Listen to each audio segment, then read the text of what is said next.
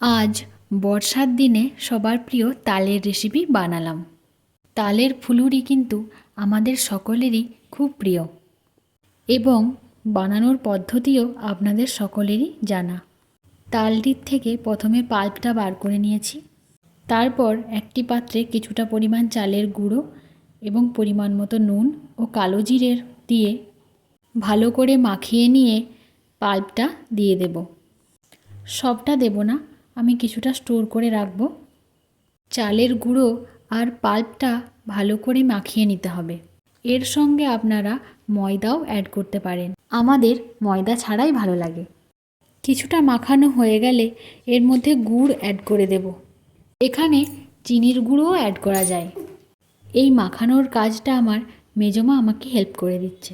এরপর অর্ধেকটা নারকেল কোড়া দিয়ে দিলাম।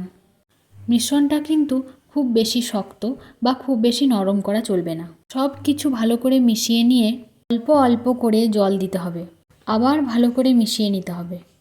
ব্যাটারটা শক্ত হলে কিন্তু বড়াগুলোও শক্ত হবে। ব্যাটার তৈরি। এরপর আমি তেলে ভেজে নেব। তেল গরম হয়ে এসছে, এক একটা করে বড়া তেলের মধ্যে দেব। এখন গ্যাসের ফ্লেমটা একদম লো করে রাখতে হবে, না হলে তালগুলো কিন্তু পুড়ে যেতে পারে। একদিকে প্রায় হয়ে গেছে, তাই অন্যদিকে পাল্টে নিচ্ছি। দুটো পিঠ হালকা লাল লাল হয়ে গেছে, এরপর আমি তুলে নিচ্ছি। তালের বড়া তৈরি। বৃষ্টির দিনে উপভোগ করুন। ভালো লাগলে একটা লাইক করবেন এবং সাবস্ক্রাইব করে পাশে থাকতে পারেন। আপনারা কে কে তালের বড়া খেতে খুব ভালোবাসেন কমেন্ট করে জানাবেন। টাটা, ধন্যবাদ।